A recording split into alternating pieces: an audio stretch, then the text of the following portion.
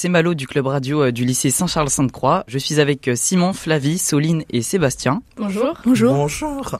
Aujourd'hui, cette émission est spécialement dédiée à l'Angleterre. Flavie nous parlera du système scolaire anglais.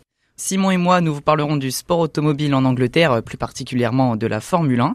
Soline nous parlera de la littérature en Angleterre et Sébastien nous parlera de quelques anecdotes historiques anglaises.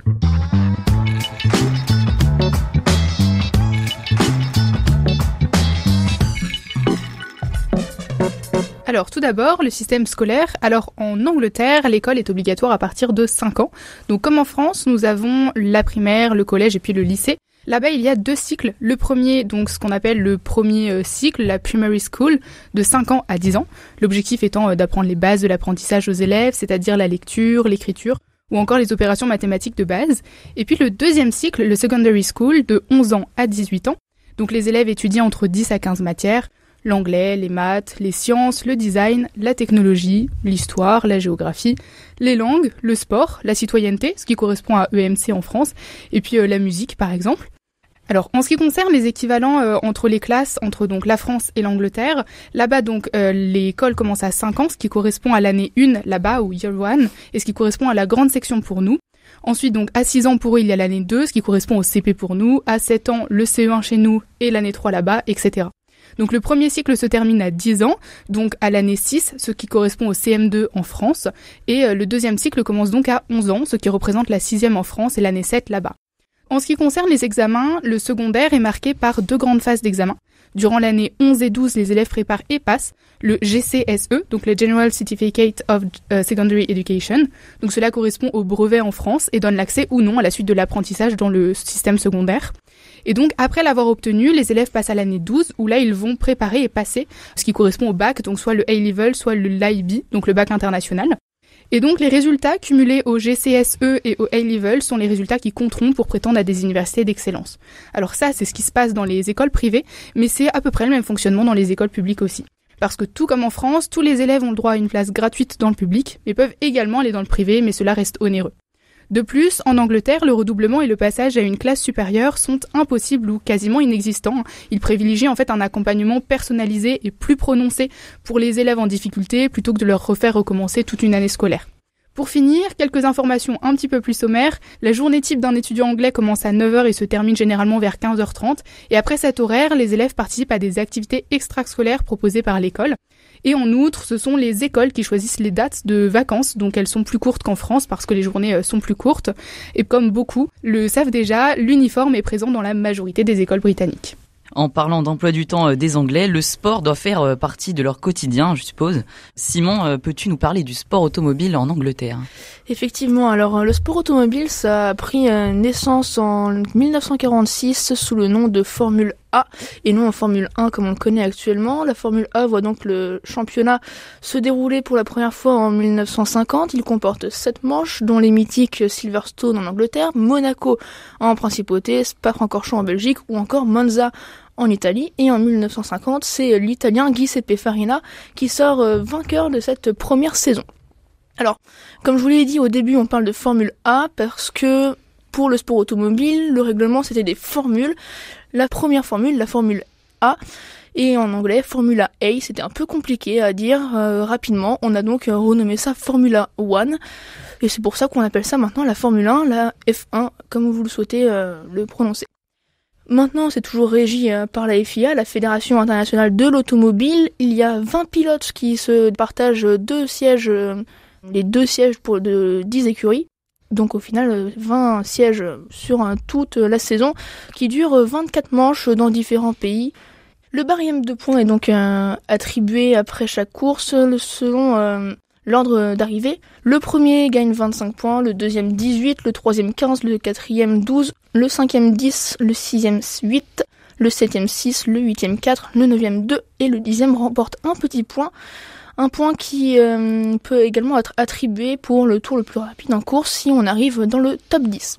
Et donc, à la fin de la saison, le pilote avec le plus de points remporte le championnat du monde et donc est sacré le champion du monde de la saison. L'écurie, donc une équipe avec le plus de points, en additionnant ceux de ses pilotes, ça va aussi remporter le championnat constructeur. Et par exemple, avec les pilotes qui ont plus de titres, on va vous en citer 2 qui sont ex-aequo. On peut parler de Michael Schumacher, le Baron Rouge, ou alors de Lewis Hamilton qui pilote toujours chez Mercedes. Et du côté des écuries, c'est Ferrari qui est en tête du nombre de titres constructeurs, avec 16 titres cumulés sur toute son histoire. Et donc des points qui se remportent au fur et à mesure des grands prix qui se déroulent donc sur un week-end de course, avec le vendredi 2 séances, le matin et l'après-midi, les essais libres 1 et les essais libres 2. C'est pour faire simple, c'est là où les écuries et les pilotes règlent la voiture pour les séances qui suivent, et aussi s'approprient le circuit quand il est nouveau, même si maintenant il y a le simulateur pour évidemment apprendre le circuit. Une 3e séance d'essais libres prend place le samedi matin, et la qualification dans l'après-midi avec la Q1, Q2, Q3. Pour faire simple, c'est des séances d'1 quart d'heure en moyenne. C'est le contraire d'exponentiel, c'est de plus en plus court en fonction de comment ça avance. 20 pilotes dans la Q1 pour qui dure 18 minutes, dans la Q2 qui dure 15 minutes, 15 pilotes, et les 10 derniers pilotes sont en Q3 avec 12 minutes pour fixer le temps le plus rapide et donc pour partir le plus haut sur la grille.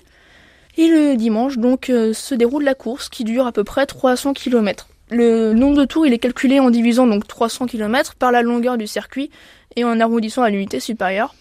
Cas à part évidemment pour Monaco qui existe depuis 1950 et fait partie de la triple couronne, mais ça Malo aura la joie de vous en reparler un peu plus tard. Et la distance donc de course à Monaco est de 260 km. C'est un peu plus petit parce que le circuit, même s'il est beaucoup plus court, le temps autour il est assez long. On parle quand même d'1 minute 15, ce qui est assez long pour un circuit aussi petit. Donc moi je vais vous parler un peu plus des pilotes. Donc l'Angleterre a vu quelques-uns de ces pilotes venir marquer le sport automobile à l'international, donc notamment en endurance, mais surtout en Formule 1. Donc en effet, en 73 années d'existence, les pilotes anglais de Formule 1 ont remporté 20 fois le titre de champion du monde. Donc cela fait donc de l'Angleterre la nation la plus victorieuse de l'histoire de la Formule 1, largement devant l'Allemagne avec 12 titres pour les pilotes allemands. Donc parmi les pilotes anglais ayant remporté le titre de champion du monde de Formule 1, tous sont de réelles légendes avec leur propre identité en piste et une manière de piloter qui se distingue des autres. Donc parmi eux, on peut citer Mike Hawthorne, qui est le tout premier en 1958 à remporter un titre de champion du monde pour l'Angleterre. Donc ensuite, on a Graham Hill, par exemple, en 1962 et en 1967, qui est le seul détenteur donc de la triple couronne, qui est donc le Graal du sport automobile. Donc la triple couronne, en fait, ça désigne le fait de remporter les 3 courses les plus prestigieuses du sport automobile. Donc le Grand Prix de Monaco en Formule 1, les 24 heures du Mans en endurance et les 500 miles d'Indianapolis en IndyCar. Il est donc le seul dans l'histoire à avoir remporté les 3 courses. Donc quelques années plus tard, James Hunt, vainqueur en 1976, qui a connu lui une rivalité légendaire avec Niki Lauda. Quelques années plus tard, en 2009, avec Jenson Button. Et enfin, vous le connaissez sûrement, il y a Lewis Hamilton. Donc il a gagné son premier titre en 2008, puis n'en gagnera pas avant 2014. À partir de cette année-là, sa supériorité ne cessera d'accroître. Il va gagner tous les titres de champion du monde de 2014 à 2020 et ne sera dérangé qu'une seule année, en 2016, durant laquelle il sera battu par son coéquipier de l'époque, Nico Rosberg. Donc il faudra attendre jusqu'en 2020 pour qu'un certain Max Verstappen vienne lui apporter de la difficulté avant de complètement le battre en 2021 et de tout gagner, puis d'instaurer sa propre suprématie pour les années d'après. Donc Hamilton, comme l'a dit Simon, égale donc Schumacher au nombre de titres de champion du monde, mais le dépasse au nombre de victoires. Il est donc l'homme le plus victorieux de toute l'histoire de la Formule 1 et rend fier des millions d'Anglais qui admirent son pilotage, son palmarès, sa vie. Hamilton, comme tous ses compatriotes vainqueurs avant lui, participe à leur manière au rayonnement de l'Angleterre et du Royaume-Uni dans le monde entier. Donc après le sport, pourquoi pas se détendre avec un petit peu de lecture, pas vrai Soline ? Et oui, c'est sûr, quand on pense à la littérature anglaise, on pense sûrement tout de suite à William Shakespeare avec Roméo et Juliette par exemple. Et en plus, il est considéré comme le plus grand écrivain du monde occidental. C'était un acteur, un poète, un dramaturge qui vivait en Angleterre à la fin de l'ère élisabéthaine, donc Élisabeth Ier. Et les pièces de Shakespeare sont encore jouées plus souvent et dans plus de pays que les œuvres de tout autre dramaturge, ce qui est plutôt exceptionnel. Bon, évidemment, on pense pas que à Shakespeare, on pense aussi à Tolkien avec Le Seigneur des Anneaux, J.K. Rowling avec Harry Potter, Jane Austen, mon petit coup de cœur, avec Orgueil et Préjugés. On pense aussi à George Orwell avec 1984 ou par exemple La Ferme des Animaux. Et puis pour citer quelques autres femmes, les Sœurs Brontë par exemple avec Les Hauts de Hurlevent. Mais aujourd'hui, j'aimerais vous présenter quelqu'un pas très connu finalement, mais souvent appelé le père de la littérature anglaise ou encore le père de la poésie anglaise. Et non, ce n'est pas Shakespeare, c'est Geoffrey Chaucer, né en 1343 et décédé en 1400. Et il a vécu à une époque où l'anglais commençait à devenir un peu la langue principale dans les écrits et pas le français. Et donc il a joué un rôle hyper important dans cette transition en écrivant tous ses livres en anglais. Pour une présentation un peu plus en détail, c'était un écrivain et un poète qui travaillait pour la cour de plusieurs rois anglais. Et on se souvient surtout de lui pour ses histoires en prose et en vers, particulièrement les Canterbury Tales, les contes de Canterbury, où il utilise même le pentamètre iambique. Oui, vous avez bien entendu, c'est un type de vers utilisé par Shakespeare. Et en fait, c'est l'histoire d'un groupe de personnes en pèlerinage à Canterbury. Et chaque personne doit raconter 2 histoires pendant le voyage, un à l'aller, un au retour. Ce qui crée une collection de récits différents sur des sujets variés. Et ce qui est intéressant, c'est que ça nous donne un aperçu de la vie à l'époque, avec des contes et des sujets comme l'amour, la tromperie, la vengeance, la moralité, la religion, et surtout la critique sociale. De l'aristocrate aux paysans, tout le monde est au pèlerinage, et au travers des différentes histoires, ça permet une critique par exemple de la hiérarchie sociale et des normes de l'époque, une critique des institutions religieuses avec la corruption au Moyen-Âge, des relations amoureuses et aussi un questionnement sur le rôle des femmes, puis aussi la politique et la critique des élites.